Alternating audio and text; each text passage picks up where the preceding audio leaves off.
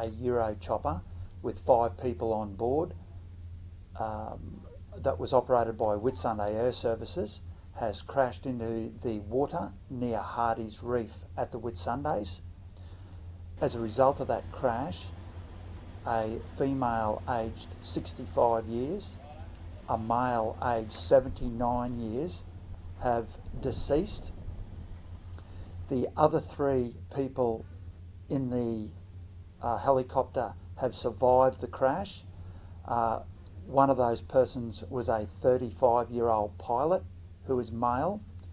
There was a 33-year-old female and a 34-year-old male who also survived.